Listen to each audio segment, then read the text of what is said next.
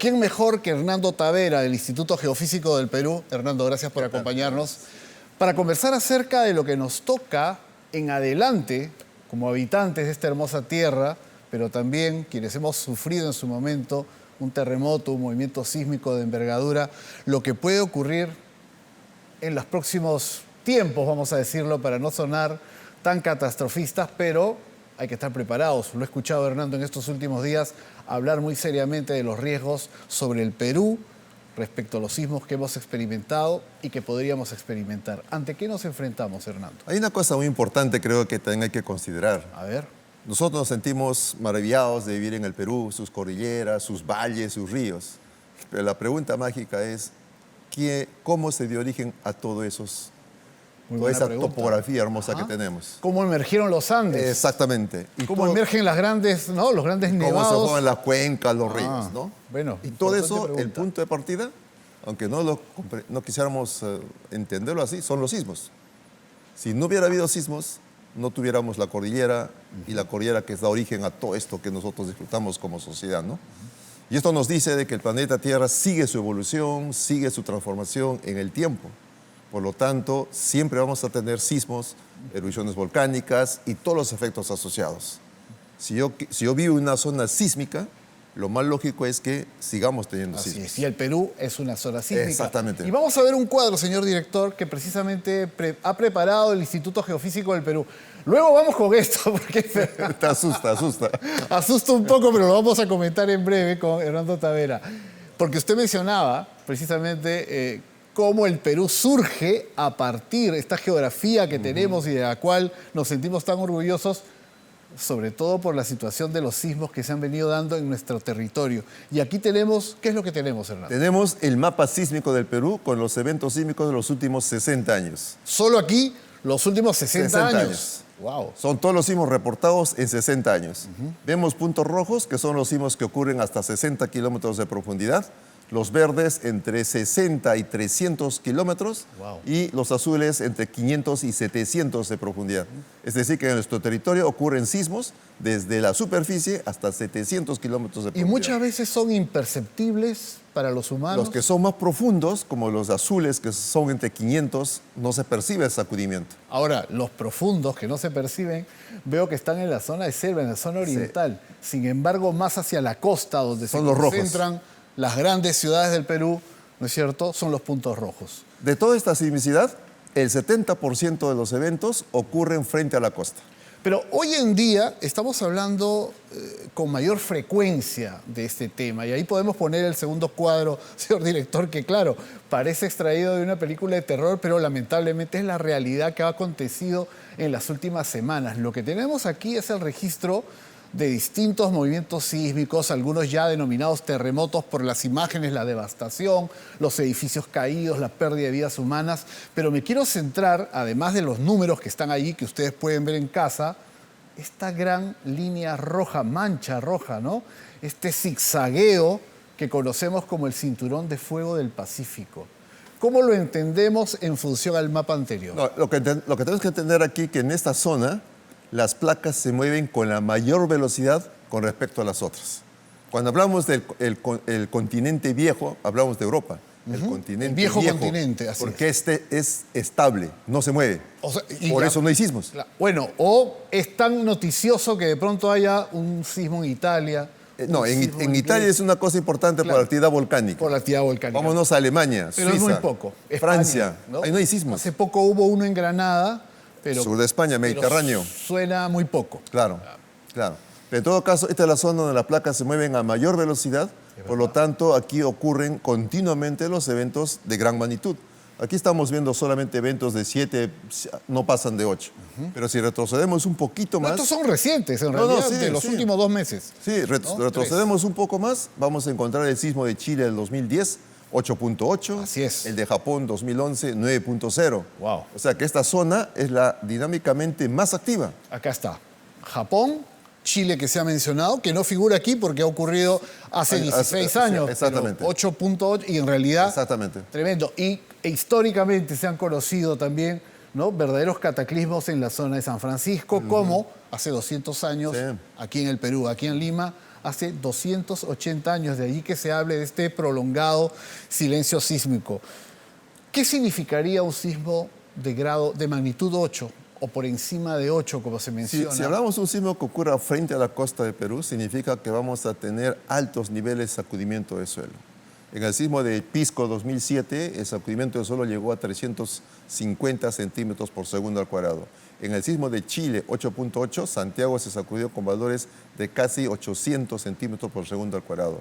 Japón en el 9.0 se sacudió con casi 1000 centímetros por segundo al cuadrado. Eso es, perdóneme, eso es algo así. Sacudimiento. Permanente. Es el sacudimiento en las Durante los 3 minutos que duran muchos de estos eventos. Que dura el paso de las ondas, exactamente, exactamente, ¿no? Y lo que estamos aprendiendo con los últimos sismos es que todo aquello que hemos construido, si no soporta ese nivel de sacudimiento, puede colapsar. Tengo una curiosidad que va más allá de su lectura científica o quizás sí tenga mucho que ver.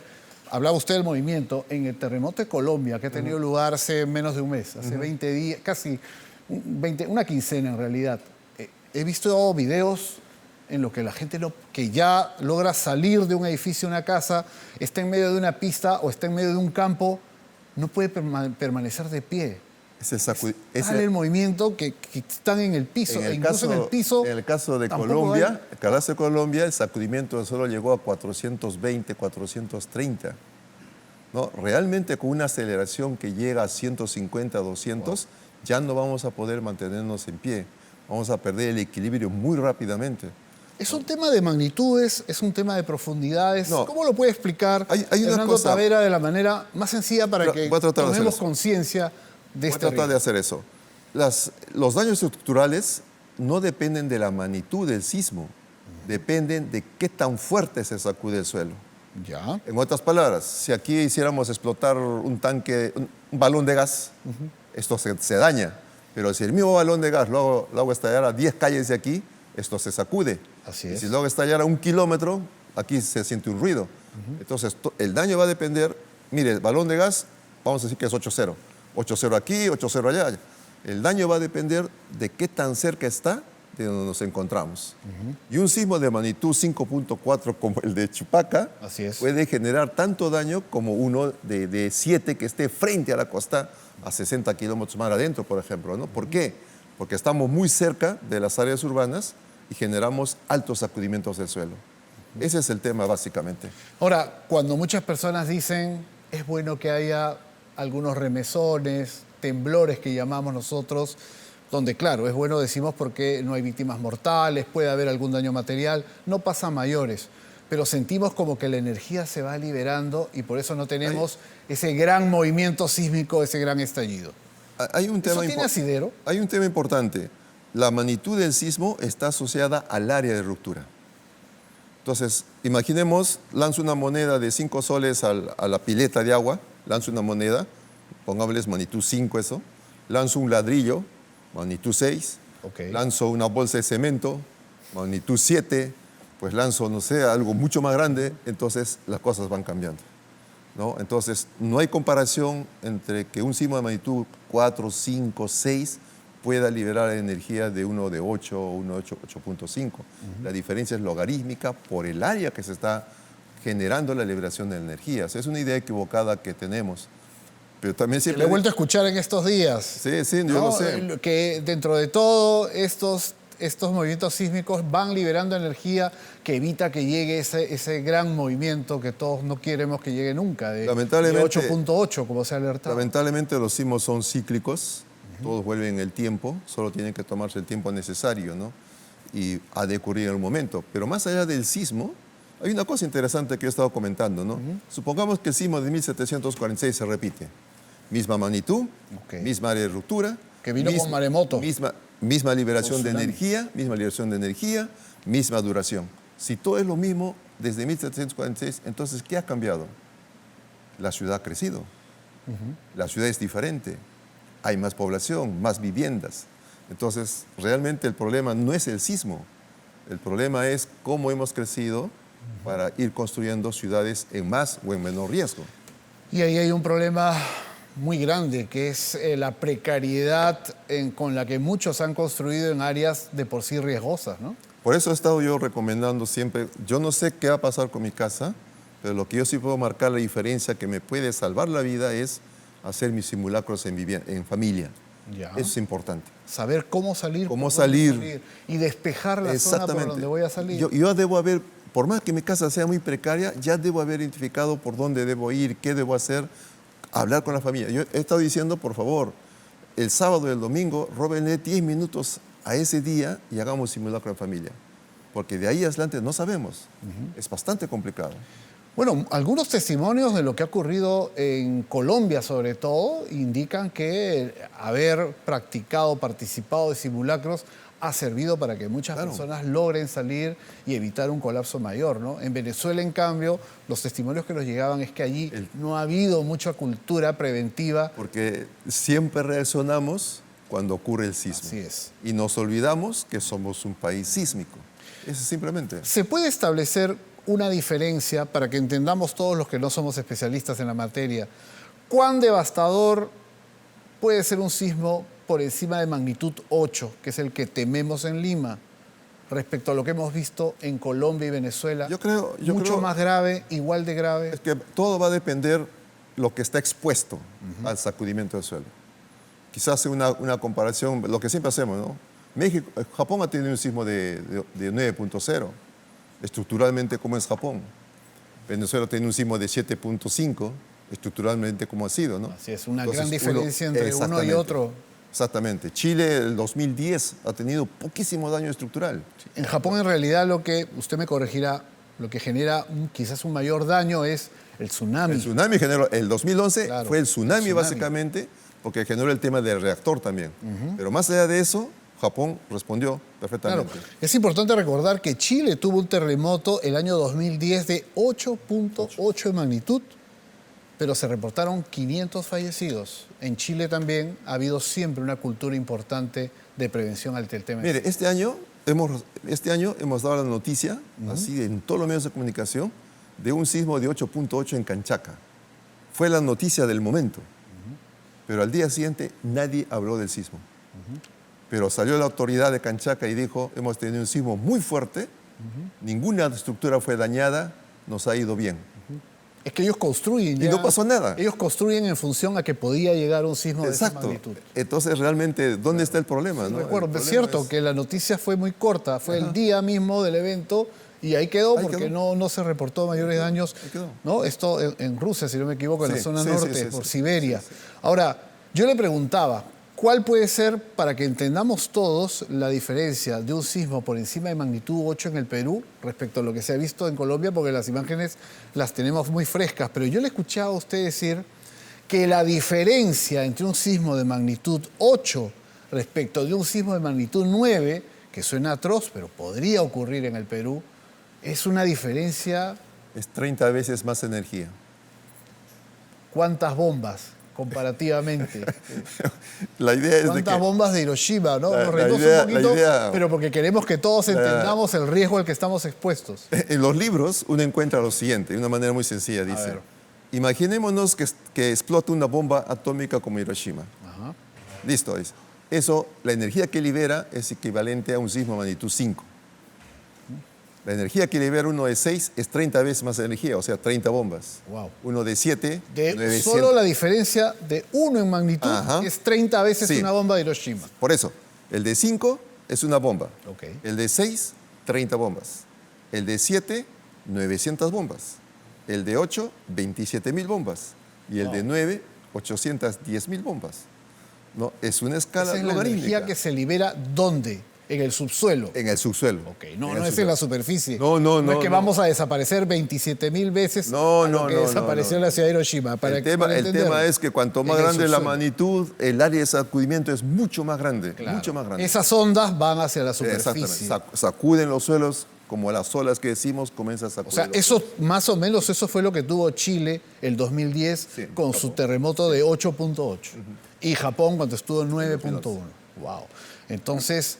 tiene que ver mucho el tema de la profundidad. Cuanto más cerca estamos, el sacudimiento es más fuerte. Cuanto más alejados estamos, el sacudimiento disminuye. Pero si tenemos una vivienda en un suelo pantanoso, se va a sacudir más tiempo que uno que lo tenemos en suelo rocoso, por ejemplo. Ahora, ustedes en el Instituto Geofísico del Perú, que su gran trabajo es monitorear la actividad sísmica en el Perú, por eso es que no todos los días lo entrevistamos, pero efectivamente casi todos los días hay sismo y ustedes monitorean y van. ¿Qué es lo que les llama la atención cuando en una misma localidad se producen 2, 3, 4? Estoy pensando en Chupaca, que por ejemplo tembló el 18 de julio con un saldo mortal importante, que movilizó además a buena parte de las autoridades, pero luego ha seguido temblando. Son las réplicas. Son las réplicas, las denominadas réplicas, que no necesariamente se dan al día siguiente, No. sino un lapso Al prolongado. día de hoy ya han ido disminuyendo en número, lo cual nos dice que la zona que se ha movilizado ya se está estabilizando. Ajá. O sea, es así. El sismo de Chile del año 60, magnitud 9.5, tuvo réplicas un año. Cuanto más grande es el sismo, más tiempo de réplicas. Durante un año siguió temblando en esa misma zona. Ahora, señor Tavera, yo recuerdo de niño el terremoto del año 74. Yo estaba muy pequeño, recuerdo que eso, no recuerdo el movimiento en sí, pero sí recuerdo toda la angustia, la agitación que generó en la familia, los amigos, cómo algunos salieron. En esa época te decían, no salgas, colócate debajo de la mesa, ¿no? Mi madre nos hizo rezar, dicho sea de paso. Pero era toda la conducta que uno tenía cuando ocurrían estas cosas. Sin embargo, hoy hemos aprendido y se nos dice, hay que salir, otros señalan, hay que estar debajo de aquellas vigas que puedan brindar seguridad. En estos días hemos escuchado muchas recomendaciones. Hay muchas diferencias. Antes nos decían, ponte debajo de la mesa. Ajá. La mesa era una madera que no se podía romper supuesto. por nada. Así es. Ahora son de material plástico, básicamente. Nos decían, ponte en la puerta, cuando la puerta era un arco de concreto.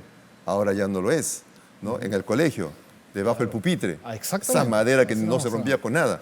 Ahora no lo es. Entonces las condiciones han cambiado. Ahora, yo estaba revisando ese terremoto del año 74 en Lima, que fue muy comentado por años, hay gente mayor que todavía lo recuerda, ¿no? En ese momento había otras escalas para medir la intensidad de los movimientos. La magnitud. Así es, yo he encontrado que, según algunos estudios, 7.7, algunos dicen 8.1 de magnitud en Lima. Ese ha sido el último movimiento fuerte aquí en la capital. En Lima. Porque el de Pisco e Ica, Ese es Ica, Pisco. pese a que se sintió muy fuerte en Lima. Es que fue un sismo grande, se percibe fuerte, eso sí. El último sismo que ha ocurrido exactamente frente a Lima es del año 74. Y la magnitud va a depender mucho del autor que hace la investigación. O sea que no vamos a tener un valor único. Como ahora podríamos tener. Exactamente. Sin embargo, se habla del gran terremoto y tsunami, y usted lo ha mencionado, del año 1746, hace 280 años. Yo cuando estaba más chico escuchaba esta referencia, decían, así como hubo un gran terremoto, probablemente tendremos otro en algún momento. Y lo veía como algo muy lejano, pero a la luz de lo que acabamos de ver y de lo que estamos conversando, hoy en este momento en Lima, todas las familias, todos están hablando de este tema. Pero no gastemos energía en hablar del sismo, que yo no voy a evitar que ocurra. Ajá. Usemos esa energía para prepararnos en casa. Conduzcamos esa energía hacia algo positivo. Exactamente. Y que haciendo eso, probablemente de acá a 10 años podamos decir, tenemos cultura de prevención, que es la palabra mágica hoy en día. Si tenemos un sismo de magnitud 8.8, como algunos técnicos refieren, que podría ocurrir como consecuencia de este silencio sísmico, ¿qué zonas de Lima, y estoy hablando de Lima si el terremoto sea frente a Lima, ¿no? En la capital, qué zonas de Lima serían más afectadas? Ustedes han hablado de distritos donde el terreno, donde los suelos son inestables. ¿Me puede explicar mejor? Sí, yo creo que para mí se me hace complicado dar nombre y apellidos. Perfecto, lo Pero entiendo. sí yo sé que todos los que vivimos en Lima hemos recorrido Lima. Entonces, en mi mente tengo que ponerme un primer mapa, calidad de suelo. Claro. Todos sabemos que el lomo de Corvina es un punto crítico, la parte de Ventanilla hay puntos críticos. Porque Mapa son de arenales. suelos. Exactamente. Son arenales. Mapa de suelos. Luego, en mi mente me pongo un mapa de las viviendas más antiguas que hay en Lima.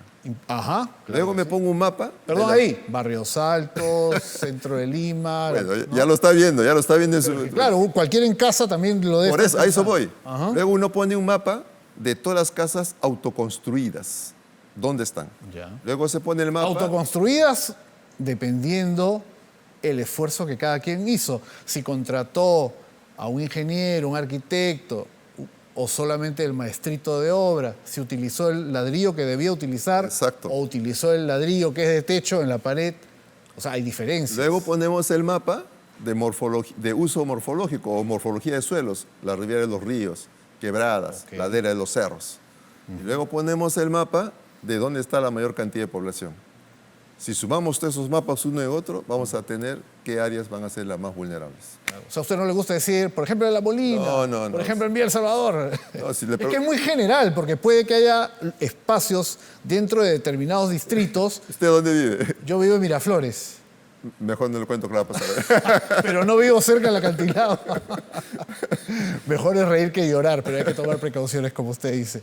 Entonces son estos distintos Sí. consideraciones que tenemos que ir tomando. Y podemos hacerlo en cualquier ciudad, en cualquier área urbana, Ajá, para, ahora. para tener esa idea. Ahora, ¿cómo ustedes llegan también como Instituto Geofísico a brindar una evaluación del estado de las carreteras, los puentes, las vías de comunicación que podrían colapsar como consecuencia de un gran terremoto? ¿O eso es chamba de defensa civil, de otros organismos? No, a ese nivel no hemos llegado, pero algunas veces hemos apoyado a hacer evaluación dinámica estructural, ¿no? En algunos puentes, por ejemplo. ¿No? Lo que uno hace es uno lo somete a fuerzas para ver cuál podría ser su comportamiento, ¿no? Pero es una evaluación de reconocimiento, porque al final, ¿qué es lo que va a pasar realmente? Eso lo vamos a ver cuando ocurra el evento, ¿no? Pero de todas maneras la información es Hay un muy monitoreo. útil. Sí, es muy útil la información para poder Y ustedes conocen también la calidad de los suelos, en caso se les pida opinión técnica en el caso sobre de vías. en el caso de Lima Metropolitana, los colegas de la UNI hicieron el mapa de zonificación de suelos para Lima Metropolitana.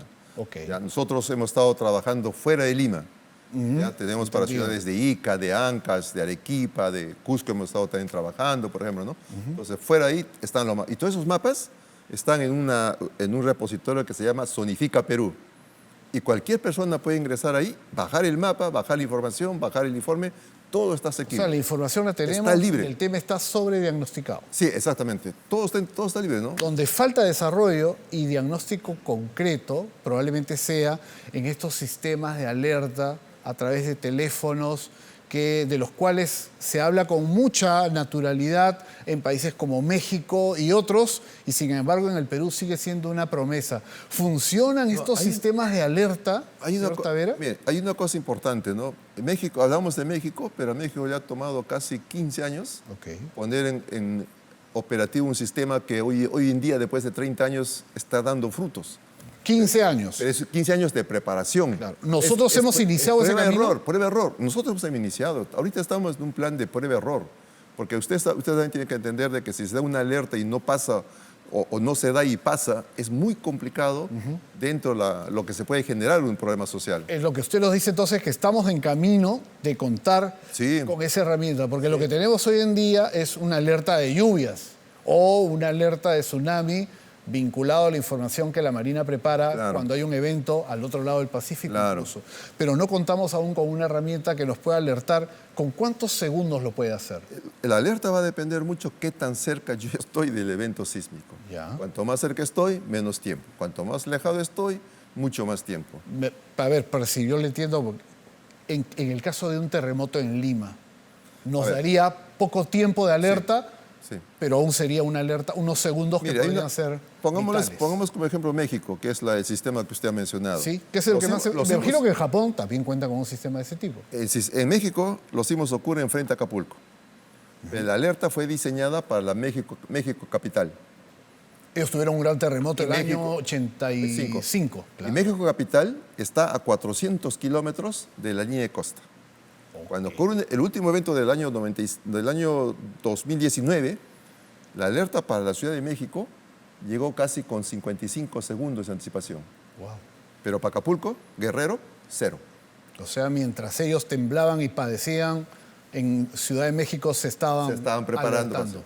O sea, primero tiene que evacuando. ocurrir el sismo para recién empezar a dar la alerta. Ok. Entonces, en el caso de Lima, No es que viene la medición del subsuelo y me avisa 10 segundos antes. No, es no, que no. en un punto no. empieza el sismo y esa información yo la puedo trasladar. El sismo alrededor. tiene que ocurrir Wow. para dar la alerta. Porque las comunicaciones van a la velocidad de la luz y la onda sísmica viaja 8 kilómetros por segundo. Es más rápido y puede avisar, ¿no? Prepárate, te va a llegar una onda en tanto tiempo. Wow. ¿no? O Entonces, sea que si estamos cerca, estamos fritos. exactamente, a eso voy. Estamos fritos realmente. En el caso nuestro, por ejemplo, hemos logrado colocar sensores en una isla Hormigas que está 60 kilómetros mar adentro. Y estamos haciendo lo que le digo, las pruebas, cómo funciona. 60 kilómetros, eso significa que si el sismo empieza detrás de las hormigas, probablemente para Callao deberíamos tener entre 8 a 6 segundos. Wow. Para la parte de Lima centro, 10, 12 segundos. O sea, pero si el sismo ocurre al norte, tenemos tiempo. Pero el sismo de Lima le va a dar tiempo a Ica, le va a dar tiempo a Ancash. Entiendo. Entonces, por eso es Y un en sistema. Lima probablemente sean muy pocos segundos, pero si hemos participado en los simulacros, si tenemos las rutas de evacuación en casa o en el edificio debidamente liberadas, yo siempre lo menciono porque lo veo. Claro. Llego a veces a un edificio, un condominio, y veo que están las bicicletas, están las cosas de los vecinos, que ya no entran. No, un ratito, déjalo, se queda una semana, un mes, pero el terremoto no avisa. Ese ratito puede ser el sismo, ¿no? Exactamente. Entonces, es un tema de cultura, básicamente. Volviendo al tema de estas alertas, ¿podríamos establecer en cuánto tiempo ya contaríamos con un sistema confiable? Mire, yo creo que a raíz de estos eventos sísmicos que han ocurrido, en algún momento ya debe haber una reunión donde se pueda ya coordinar, pero también la población tiene que ser parte del proceso. De verdad tiene que ser parte del proceso. Porque si la población va a comenzar a hacer los reclamos, ¿no? ¿Por qué sonó si no hubo sismo? ¿O por qué sonó si el suelo se movió muy despacito?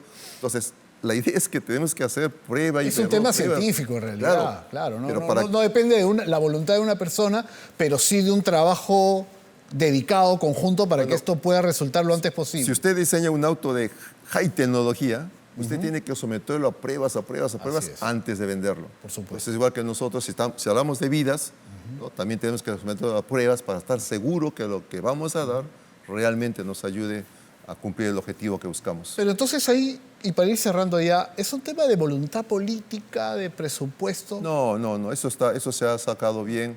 Toma su tiempo, estamos cerca, aún no lo tenemos, pero espera tenerlo pronto. Está en prueba, como lo que podemos llamar marcha blanca. Yo no quisiera, como institución de investigación, poner algo a disposición cuando no lo he probado bien.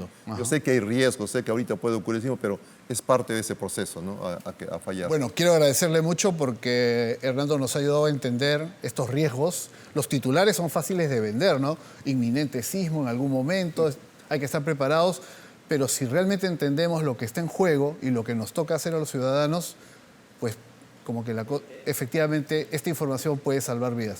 Muchísimas gracias. Muchas gracias también, muchas gracias. Hernando Tavera, del Instituto Geofísico del Perú. La recomendación final para quienes nos están viendo. Bueno, somos un país sísmico y no podemos evitar que ocurra el siguiente evento. Lo que sí está en nuestras manos es prepararnos.